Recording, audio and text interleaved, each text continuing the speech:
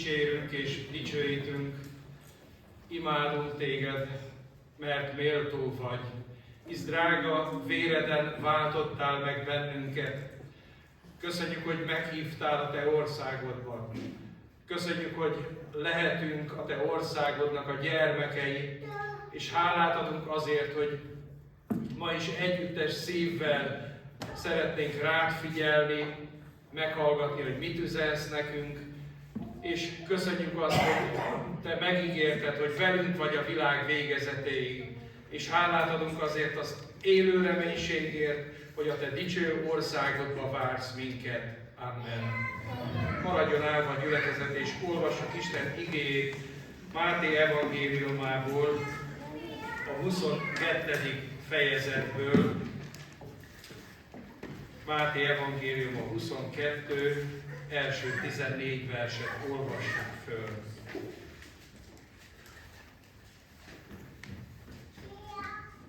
Jézus ismét példázatokban beszélt hozzájuk. Hasonló a mennyek országa ahhoz a királyhoz, aki menyegzőit készített a fiának. Elküldte szolgáit, hogy hívják össze a meghívottakat a menyegzőre, de azok nem akartak elmenni. Ekkor újabb szolgákat küldött, akikhez így szólt: mondjátok meg a meghívottaknak, ime elkészítettem az ünnepi lakomát ökreim és hízott állataim levágva, és minden készen van, jöjjetek a menyegzőre. De némelyek ezzel mit sem törődve elmentek, egyik a földjére, a másik a kereskedésére. A többiek pedig megragadták szolgáit, bántalmazták és megölték őket. A király haragra gerjedt, elküldte seregeit és elpusztította ezeket a gyilkosokat, városokat pedig felégette. Akkor ezt mondta a szolgáinak: a menyegző ugyan kész, de a meghívottak nem voltak rá méltók. Menjetek ki tehát az ország utakra, és akit csak találtok, hívjátok el a menyegzőre. A szolgák ki is mentek az utakra, összegyűjtöttek mindenkit, akit csak találtak, gonoszokat és jókat egyaránt, és megtelt a lakadalmas ház vendégekkel. Amikor a király bement, hogy megtekintse a vendégeket, meglátott ott egy ember, aki nem volt menyegzői ruhába öltözve, és így szólt hozzá: barátom, hogyan jöttél be ide? Hiszen nincs menyegzői ruhád. Az pedig hallgatott. Akkor a király ezt mondta a szolgáinak: kötözzétek meg kezét, lábát, és vessétek ki a külső sötétségre. Ott lesz majd sírás és fogcsikorgatás. Mert sokan vannak az elhívottak, de kevesen a választottak. Ez Isten igéje, imádkozzunk. Urunk Jézus, köszönjük, hogy most nekünk szól ez az üzenet, figyelmeztetés, meghívás, és köszönjük, hogy benne van az a kegyelmes szándékod, hogy te jót akarsz nekünk, a legjobbat akarod nekünk. Veled azt akarod, hogy veled töltsük az örökké valóságot. Kérünk, hogy formáld a mi életünket, a mi gondolataink, hadd legyenek rád figyelők. Őrizd meg attól, hogy úgy legyünk itt, hogy nem arra figyelünk, amit te üzensz nekünk. Kérünk, hogy segíts meg bennünket, hogy elfogadjuk a te meghívásodat, és azzal a boldog örömmel tudjuk élni a földi életünket, hogy mi hivatalosak vagyunk a bárány menyegzőinek vacsorájára. Amen. Foglaljon helyet a gyülekezet, és hallgassuk meg a énekkar énekét. Zengjétek Jézus nagy voltát, amen, dicséri őt, amen, dicséri őt, dicséri őt a nagy király.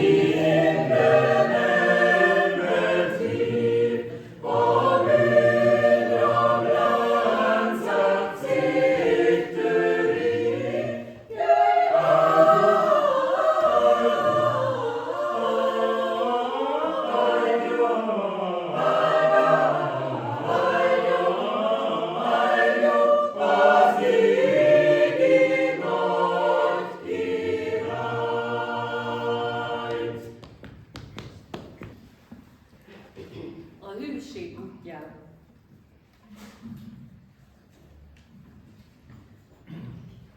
Ment a tömeg közt egyedül. Utána büszke szívvel a 12 tanítvány, és még sokan mások. Kölcsönvett szamáron vonult a mester. Könycsillog a szemében. Elcsitult az ünneplés harsogása, az örömény élmény kihúnyt a szívekben. Közönnyére vagy felbőszült feszítsd meg, oldták tovább a mindennapok terhét. Így nem elég. Együtt haladva, nézve, mind kipródnak el korban a virágok, a hullópálmák laza függönyében a szólt kereszt árnyéka felolvasni. A hűség útja tovább visz. Nyitott sír, mennybe szállt Krisztus, gazdag, szép ígéret, lélektűz. Indít tanítványhívásra, míg beteljesül, áldás lesz az élet.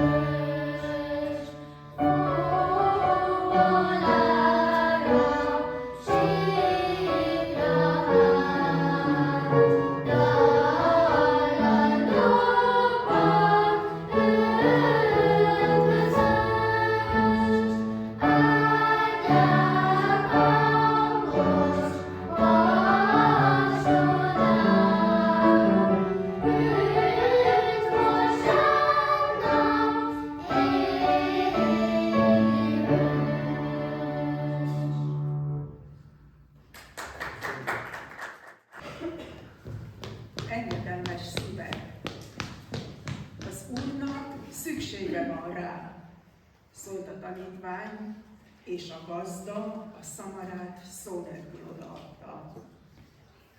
Töprengett, mi lehetett a szívében? Meghajlásos szent, nagyobb erő előtt, vagy ő is egy titkos tanítvány volt éppen? Az övéi nem fogadták be őt, nem nyíltak kapuk az emberfia előtt, de csendben működtek a titkos erők, a lélek erői. S kié az ég, a föld, kinek lénye egy világot betölt, megalázkodott az emberek előtt. Szüksége volt az 5 kenyérre. Szüksége volt a 2 kis halra, hogy végtelen hatalmát megmutassa. Szüksége volt a szamárcsikóra, Páska ünnepén a vacsoráló házra. Szüksége volt rá, és volt, aki adja. Nevük nincs a tanítványok között. A lélek ereje még titkon működött, de a szívük megnyílt az űzött szent előtt. Adta. Nem sokat, nagyot, de egész szívvel. Nem tudhatták, hogy épp az a kicsike az Úr nagy csodáinak eszköze. Van-e szívedben, házadban valami, mit kész szívvel tudsz odaadni? Az Úrnak szüksége van reá. Add át, mert ezekben dicsőíti meg magát.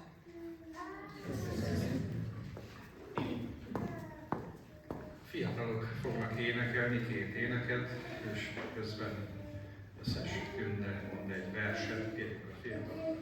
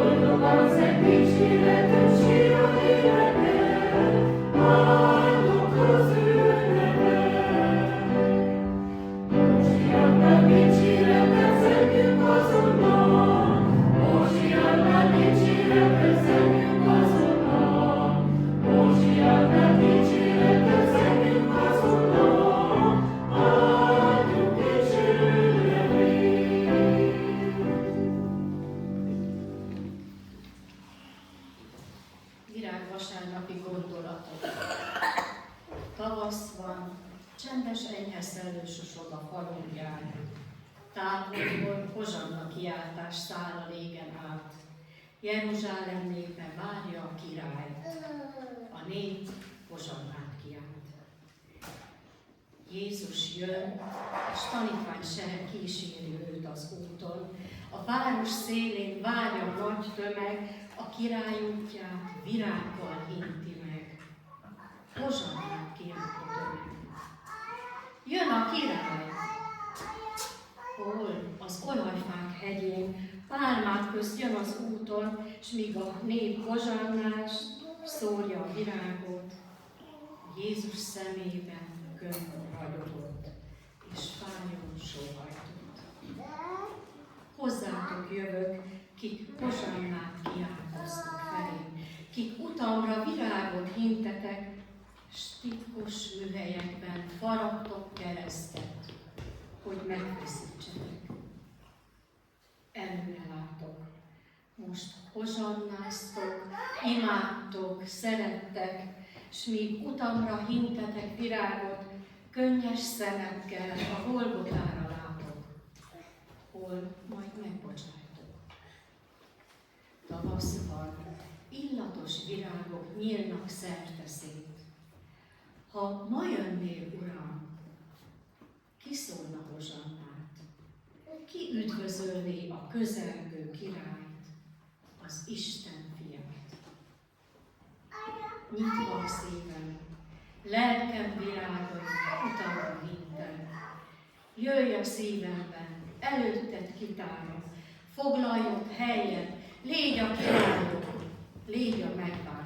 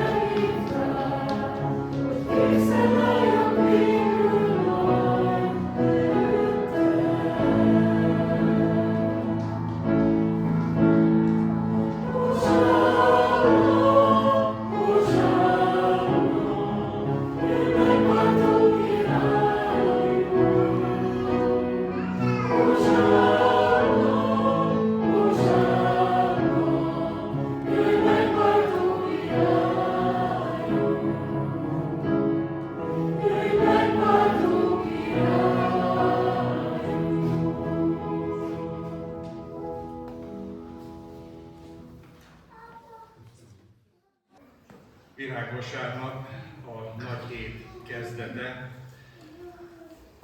Az evangéliumi leírások egyharmada Jézus utolsó hónapjának a munkásságáról szól. Sűrű volt a programra, nagyon sűrű. Sok esemény, nagyon sok tanítás, figyelmeztetés, világos, őszinte igehirdetés, különösen az utolsó héten. A nagy hét tanításai nagyon komoly, mélyreható tanítások, figyelmeztetések, sürgetések, óvások. Különösen a Máté evangéliumában tárul elénk, hogy Jézus úgy kezdte a szolgálatát, hogy előtt tanítványokat hívott, aztán magához hívta a tanítványokat, de ott volt a tömeg is, és akkor a nagy prédikációt, a hegyi beszédet elmondja. És ott a hegyi beszédben már úgy olvassuk az első boldogmondásban, boldogok a lelki szegények, mert övé a mennyek országa. Azaz Jézus meghirdette az Isten országát, ő vele jött el Isten országa e földre. Márk evangéliumában meg úgy találjuk az első fejezetben, hogy szerte járt és hirdette Isten országának az evangéliumát, térjetek meg, mert elközelített hozzátok Isten országa.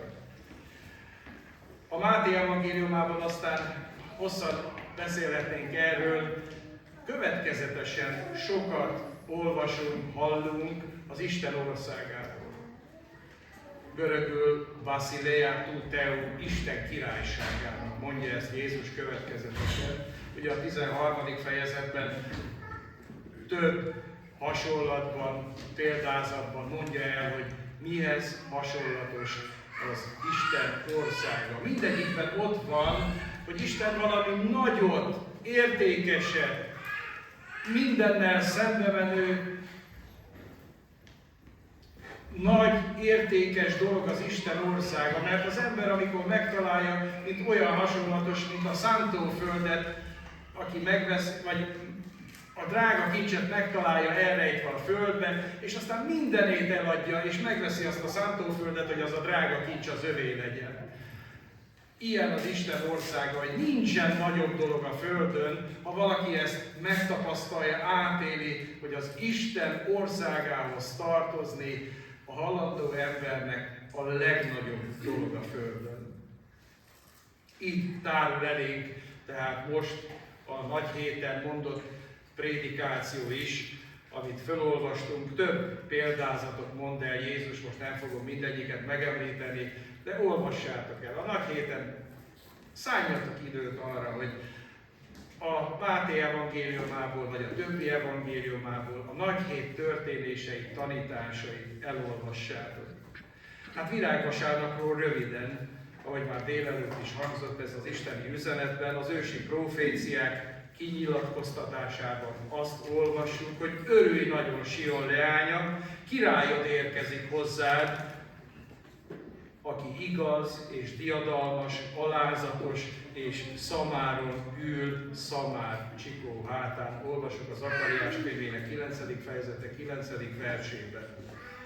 Jézus szamár háton ül, pálmágak rengenek, éjjelző kiáltások hangzanak, a tömeg egyre nő Jézus körül, a hangulat fokozódik, ünnepelni akar az egész tömeg.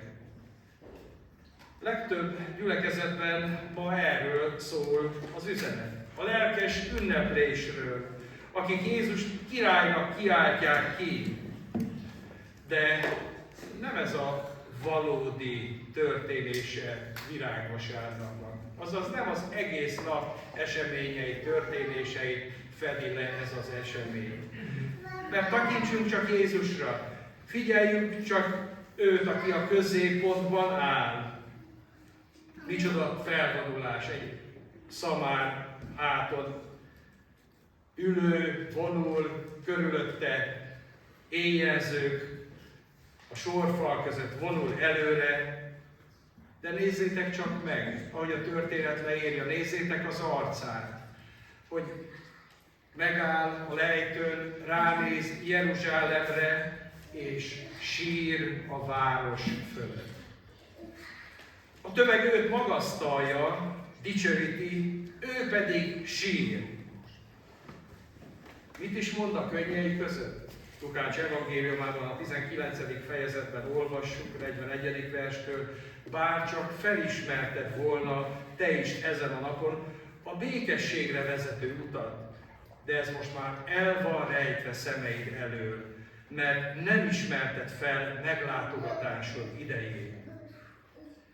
Jézust megindította a város vaksága. Amint közelebb ért és meglátta a várost, megsivatta. Magatok elé képzelitek ezt a helyzetet? Jeruzsálem királyra vágyott. A zsidók olyan királyra vágytak, aki természet fölötti hatalommal megszabadítja őket a római uralom alól. De síró király ki akar. Amint beért a városba, a templom felé tartott. A templomban látottakon pedig felháborodva kezdte kiűzni az árusokat, ezt mondva, mivé tettétek a templomot? Hát nem megíratott az én házam az imádság házának mondatik, ti pedig rablók barlangjává tettétek. Nézzétek Jézust, nézzétek a tömeget, nézzétek a tanítványokat. Este már senki nem kiáltja, hogy Jézus, Dávid fia, a mesiás király, akinek jönnie kellett, itt van velünk közöttünk. Hallottátok az írás idézeteket, és látjátok a történetet. Valójában azt gondolom, az akkor ott levők az egészből valami keveset értettek. Vakok voltak. El volt rejtve a szemük elől. Mert az ember azt látja, ami a szem előtt van. De Isten látja azt is, ami az emberi szívben van. Milyen könnyen megelégszel, vagy megelégszünk virágvasárnap egy lelkes énekléssel, egy Isten dicsőítéssel, és talán még az ige idézetekkel is megerősítjük ezt. A gyönyörű ősi igéket, ígéreteket felidézve. De belegondolunk, hogy Jézus mit akar? Mit akar adni nekünk Jézus? Ő azt akarja, hogy az ő békessége a miénk legyen. Azt akarja, hogy az ő öröme a miénk legyen. Meg akarja velünk osztani az ő életét. Idézzük gyakran a János 3:16. Hát a Jézus élete milyen? Úgy szerette Isten a világot, hogy egyszülött fiát adta, hogy aki hisz benne, annak örök élete legyen. Végig ezt mondja Jézus, különösen a János evangéliumában tárul nagyon szépen elénk, hogy a zsidóknak mondja, hogy mielőtt a ti atyátok Ábrahám lett, én már vagyok. Azaz ő az örökkévaló. Úgy kezdődik János evangéliuma, hogy az ige Istennél volt.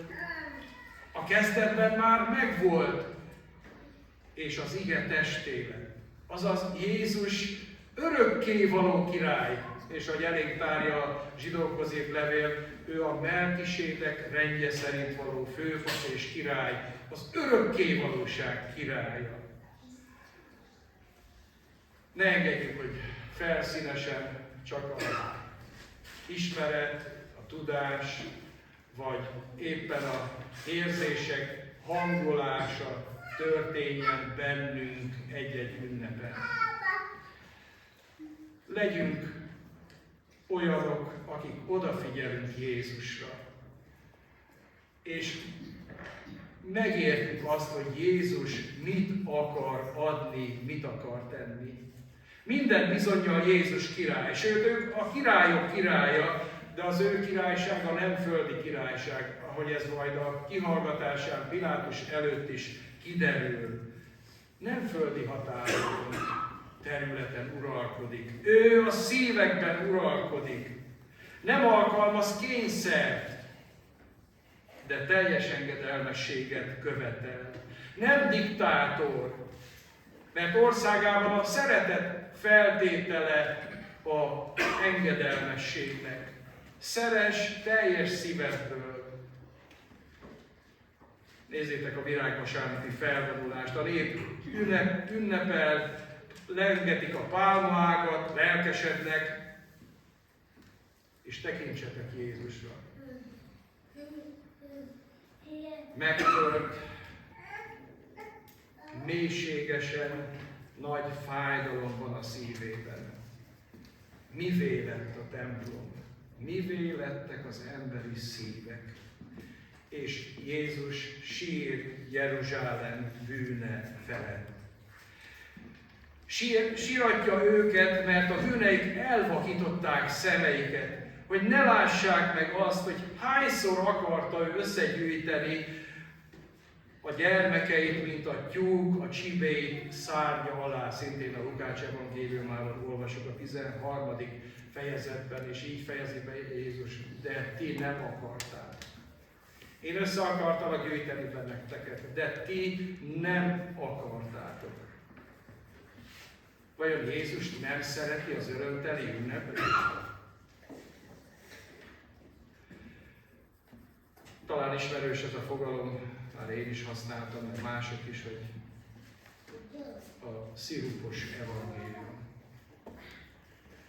Amikor csak pozitív dolgot lehet mondani, az ember gyarlóságáról, bűnéről, netán kegyetlenségéről, gonoszságáról szó ne esik, mert az ember alapvetően jó, van ilyen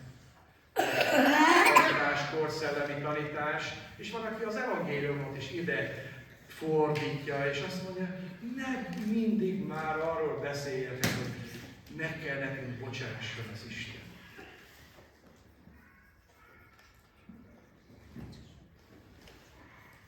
Amikor az imént mondott nagyhéti beszédeket elolvassuk, elborzom.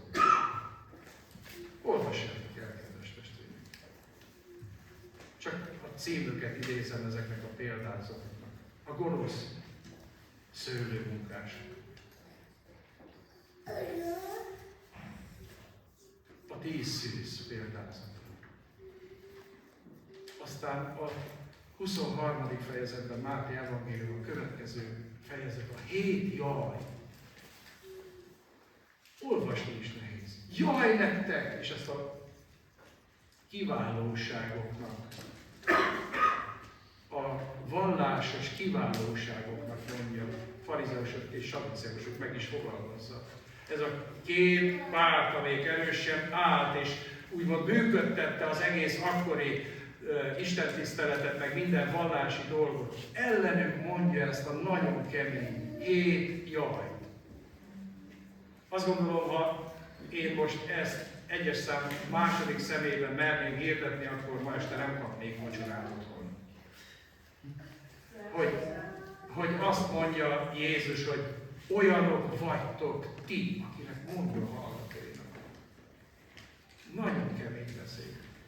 Arról nem is beszél valamit, délelőtt is mondtam, hogy korbácsot vesz kezébe. Ő a szelíd király, a szelíd pásztor. Vajon miért csinálja ezt? Ő tudja, hogy már kevés ideje van. Minden eszközt megragad ahhoz, hogy felébressze a hallgatóit. Ugye az elmúlt vasárnap is mondottam, hogy vannak az Ószövetségnek ébresztő, igehirdetői profétái, azokat is nehéz olvasni, hallgatni, Malakiás, Ámosz, megmondhatnék még másokat is. Olyanokat kiabálnak be a népnek, hogy hát ébredjetek már, nem azért, mert nem szerette a nép, hát mert szerette a népét. Jézus is, mert szerette őket, és meg akarta menteni, meri vállalni ezeket a nagyon kemény figyelmeztetéseket, óvásokat. Mondtam az imént, hogy Jézus nem szereti az ünneplést. Hát távol legyen.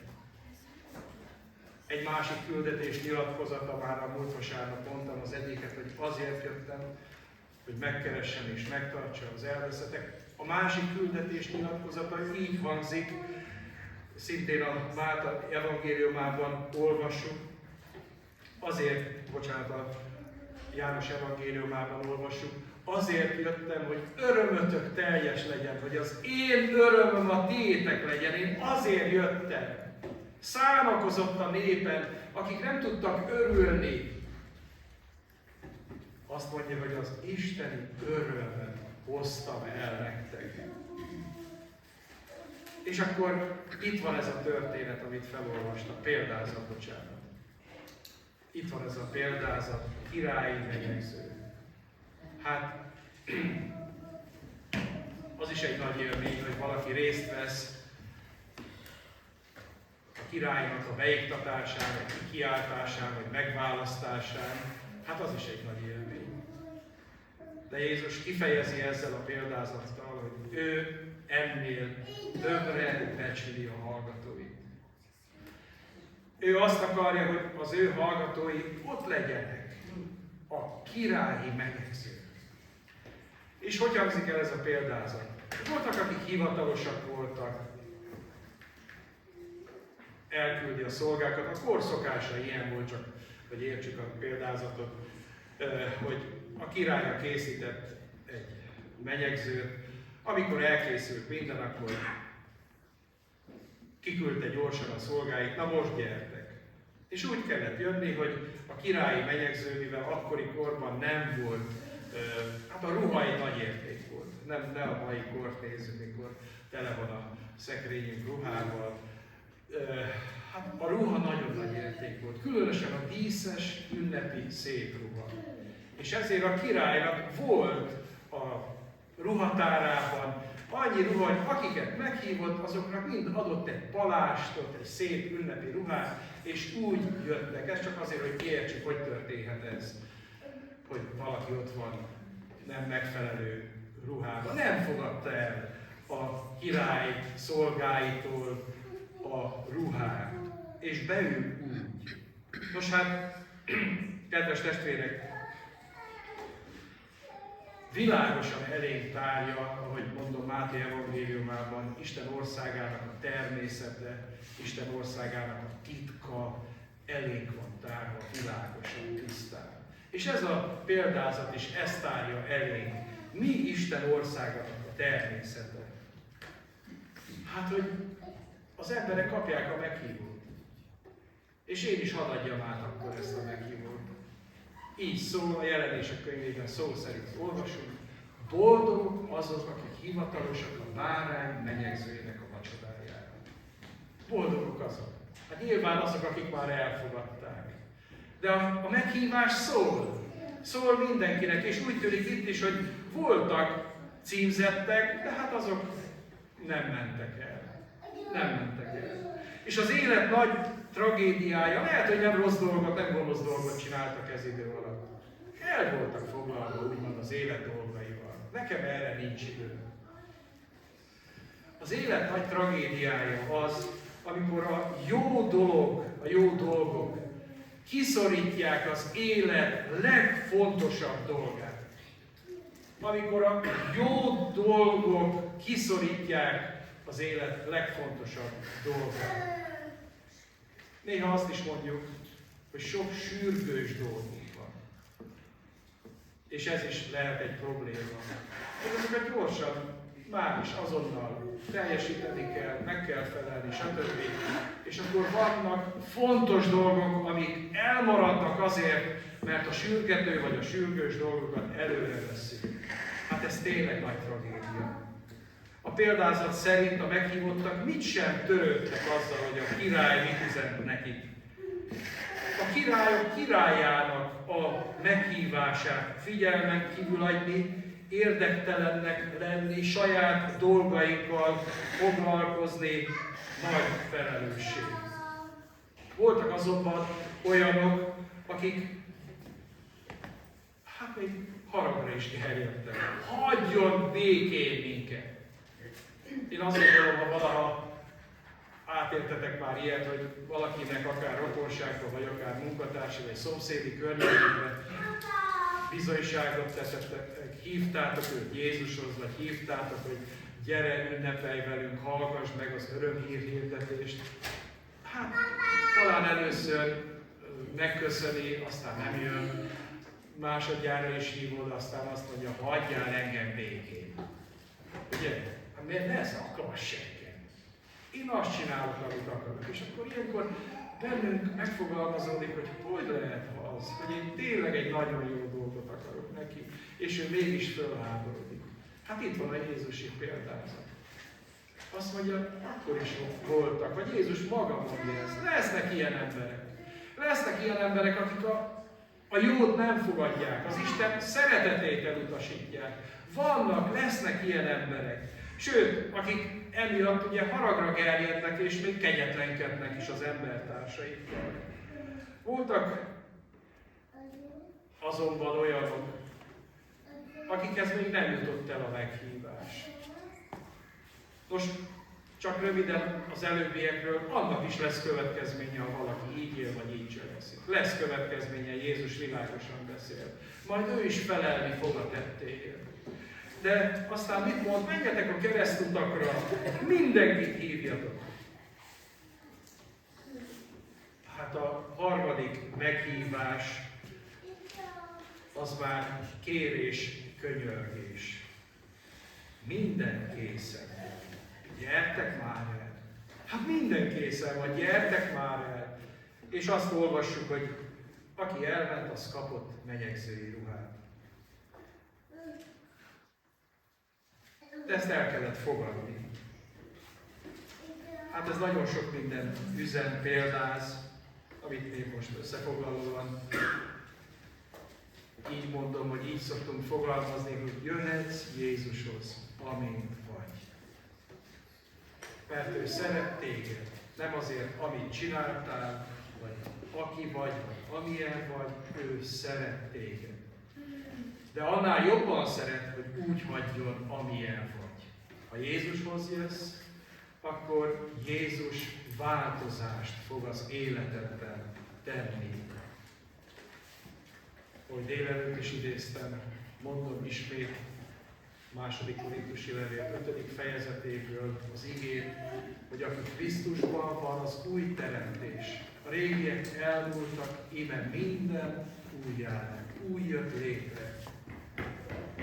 A kegyelem elutasításának, mert ugye nem voltak érdemesek ezek a meghívottak,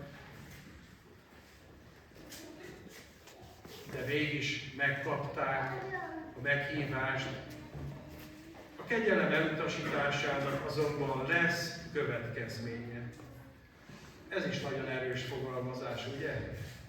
Hogy majd mit tesz az a király. Azaz ítéletet fog hirdetni. És ez nem a mi riogatásunk. Vannak, akik azt mondják, hogy olyan jól tudtok riogatni. Én nem szeretek, megmondom őszintén, se azzal, hogy kimész innen, azt lehet, hogy fejedre esik a tégla előtt egy autó. De hát valljuk meg őszintén, az esélye megvan mindennek. Az élet törékeny. De mégis azt mondom, hogy hát a nagy kérdés az, hogy azt gondolja valaki, hogy nem lesz következménye az ő tetteinek. Isten igéje sokat beszél erről. Hát ha nem lesz következménye, akkor az Isten nem igazságos. Akkor nem igazságos. Ha valaki élhet gonosz módra és tehet, amit akar, és Isten soha nem kéri őt számon, akkor Isten nem igazságos. De az egész Biblia nem erről szól. Arról szól, hogy Isten igazságos, mindent megítél, az embert is megítéli. Mégis Jézus Krisztusban kínálja a bocsánatot, az újrakezdés lehetőségét, és annak is lesz következménye, ha valaki azt mondja, én ebből nem kérek. Én ebből nem kérek. Hányszor hívott már Jézus szerében? Jöjj, fogadd el. És ki kell mondani, lesz ítélet azok számára, akik nem fogadják a meghívást. Ebben az ige szakaszban Jézus szólított meg minket, és a hallgatókat, és azt kérdezi, hogy te elfogadtad már a meghívást a menyegződre. És ne feledjük el, az utolsó kérdést Jézus fogja feltenni. Nagyon érdekes ebben a történetben, ebben a példázatban az, hogy megnémult, nem tudott Semmi, nem mondott semmit. Azt gondoljuk, hogy majd az örökkévaló Isten előtt lesz lehetőségünk magyarázkodni. Aki mindent ismer, mindent tud, mindent ismert ő előtte, ott elnémul az emberi okoskodás. Most olyan erős érveket hallunk, tudunk mondani mi magunk is, az Isten szeretetével, akaratával is néha vitatkozva, de ott már nem lesz vitatkozás. Egyszerű lesz az ítélet. Szintén ebben az evangéliumban, ezen a héten elmondott prédikációban Jézus azt mondja, olyan, mint a pásztor elválasztja a kecskéket a juhoktól. Neki az nem probléma. Elválasztja erre a kecskék, arra a juhok. Egyik jobb keze, másik bal keze felől. A király megtekinti a vendégeket, és egyik nem volt felöltözve kellően. Hogy miért? Nem kapunk rá magyarázatot, de a Szentírás, már a példázatban, a Szentírás világosan elénk tárja. Senki saját érdeme révén nem jut be az Isten országába. Nem mondhatja az Istennek, hogy én ennyi jót tettem, én ezt megtettem, azt is megtettem, én méltó vagyok rá. Ugye a római levél, a Galatai levélben Pál ezt világosan elénk tárja, hogy a törvény alapján lehetőség van, Isten odaadta a törvényt. Aki ennek megfelel, azt én igaznak tartom. Van olyan ember, aki meg tudja tartani, és ilyenkor mindig csak az elsőt meg a 10-et mondta. Van olyan ember, aki azt mondja, hogy egész életemben teljes erőmből, teljes szívemből, teljes elmémből, teljes lelkemből szerettem az Istent. És ha mégis lenne ilyen elvetemült, akkor megkérdezik, és a 10. parancsolat, ne kívánd, ami a te fele barátodé. Ha most meg azt mondanánk, hogy szamarát, szép házát, autóját, feleségét, vagyonát, soha nem kíván. Olyan nem létezik, hogy az emberben a kívánság ne kapjon helyet. Mindannyian elbuktunk valamelyikben, és a többi 8-at nem is soroltam. És Jézus mégis hívja az embereket, hogy az ő érdeme által mi a Jézus igazságát kapjuk. Tehát saját érdemből nem juthatunk be Isten országába. De Jézus kegyelme által, az ő érdeme által igen, bejuthatunk. Megigazít bennünket. Nem azért nem igazak vagyunk. Mert a megtérésünk után is történhetnek olyan bukások, vagy olyan tévedések, amire a világ azt mondja, na ugye, hát ilyenek az igazak, a szentek. De Jézus igazságát tulajdonítja nekünk Isten az ítélet napján. Mi az ő érdemében így vagyunk megigazultak, megszenteltek Jézusban. Hát kik a választottak, ugye itt mindig felvetődik ez a kérdés, és én erre ezt az egyszerű választ szoktam mindig mondani, azok, akik elfogadták a meghívást. Lehet vitatkozni, ugye van két nagy teológiai tábor, most nem mondom ezeket, eleve elrendelés meg másik tan. De én meg azt mondom, világosan mondanám így, egyszerű parasztésszel, hogy hát aki elfogadja a meghívást, hát nem lehet, hogy nem választott. Hát Jézus maga mondja, aki én hozzám jön, én soha el nem küldöm. Jöjjetek én hozzám mindjárt. Hogy lehet, valaki elképzeli azt, hogy ő oda jön Jézushoz, és Jézus nem fogadja, mert ő nem volt kiválasztott. Tehát ez már ugye egyik tábornak az érveit azonnal lesöpri. Hát ilyen nincsen. Jézus maga mondja, aki én hozzám jön, én azt soha el nem küldöm. Aki elfogadja a meghívást, az a kiválasztó. Nos, a meghívóra ez van írva, boldogok, akik hivatalosak a bárány mennyegzőjének vacsorájára. Ahogy mondottam, ezt a Jelenések könyvében olvassuk. És a Jelenések könyvében hallja ezt látnok, a Patmoszi látnok, hallja ezt, hogy azt mondja ott egy mennyei lény, boldogok, akik hivatalosan a bárány menyegzőjét vacsorálják.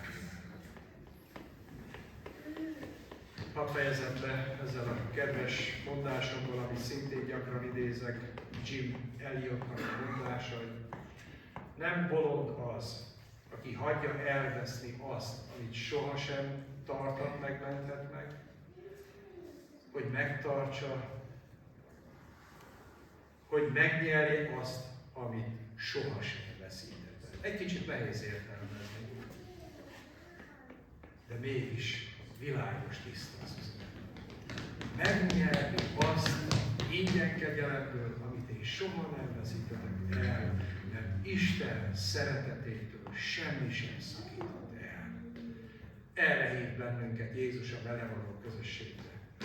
Mert Isten országa nem evés, nem ivás, hanem öröm, békesség, igazság, szeretetben. Erre hív, az ő országába hív bennünket, az ő királyságába, az örökkévalóságba. Szépen a kvartett ének fog most következni, hallgassuk meg a kvartetet, azután csendesedjünk el imádságra.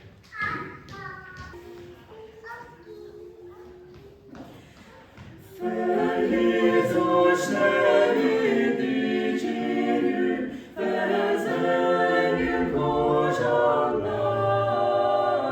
Őt élti oklok, az égig a fény a föld. Őt hozsanna, korona ékesítse őt a nagy király. Őt hozsanna,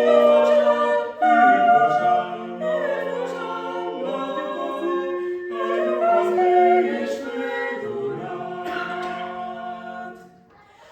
A nyelvek, népek, nemzetek, e széles földön át. Őt szolgálják meg, az ég a fény a föld. Őt hozsanna, korona ékesítse őt a nagy király. Őt hozsanna,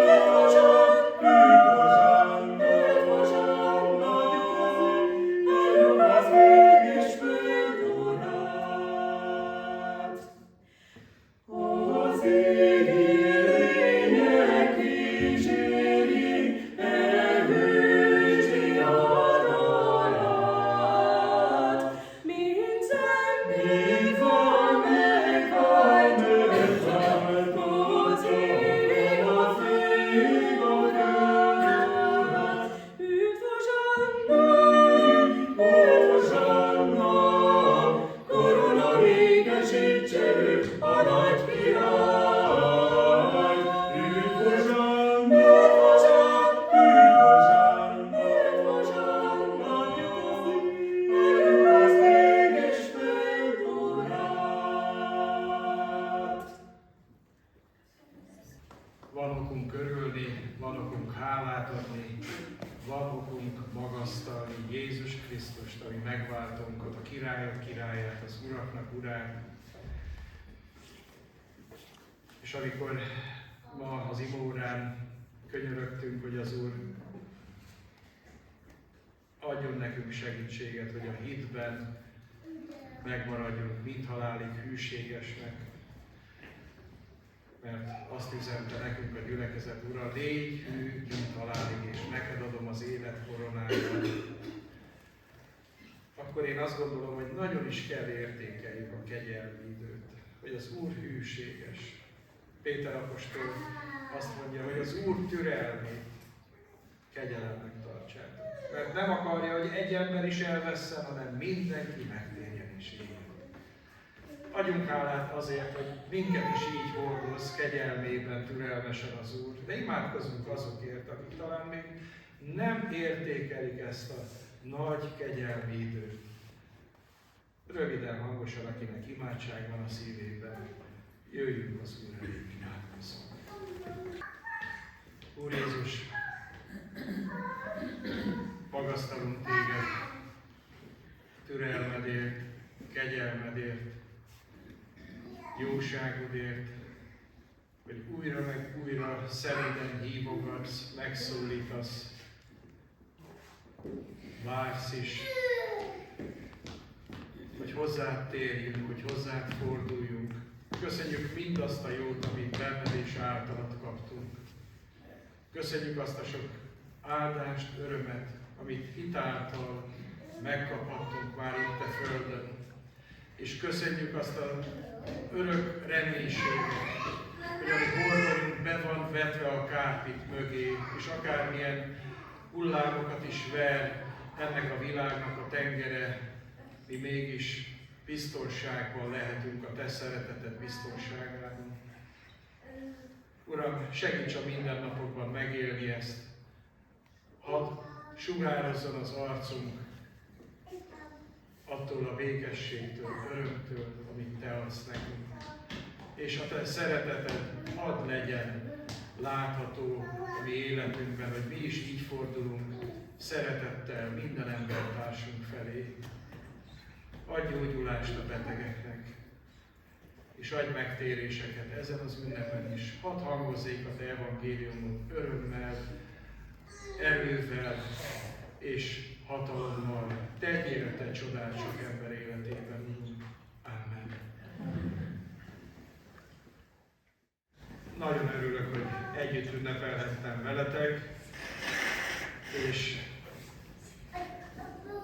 olyan szépen földészítették az imaházat a testvérnek, hogy ki nem hagyhatom. Ugye? Nagyon szépen földészítve. Már nem is tudom, hogy fért volna még ide valamilyen tavaszi virág. Hát akkor most én azt javasolom, hogy díszítsük fel a szívünket is. Hát mivel tudnánk a szívünket földíszíteni? Mondjuk a lélek gyümölcse elég, nem? A lélek gyümölcse, akkor díszítse fel a szívünket, testvérek. Hogy ezen a héten így tudjunk élni. És ha mégis megszólalunk, akkor legyen úgy, mint ahogy olvasok a példabeszédek könyvében, hogy a helyén mondott beszéd olyan aranyalma ezüst tányér. No, jó vésétek a fejetekbe ezt az igét. Ha megszólaltok a héten, akkor legyen az olyan, mint aranyalma ezüst tányér. Legyen súlya, legyen szavata, legyen értéke annak a beszédnek. Mindig szeretettel szólaljunk meg, türelemmel, vagy talán vigasztalással. És hát nem hagyhatom ki, hogy milyen szép énekeket énekeltek az énekkarosok, a gyerekek, a gyülekezet. Én azt gondolom, hogy méltó hozzánk. Ahogy mondja a Zsoltárok könyvében, hogy a hívekhez méltó a szép dicséret. Igazából legyünk ezért hívek, és legyünk igényesek, hogy az Urat őszinte szívből, szépen, tőlünk telhető legszebben dicsérjük. Köszönöm! Amen.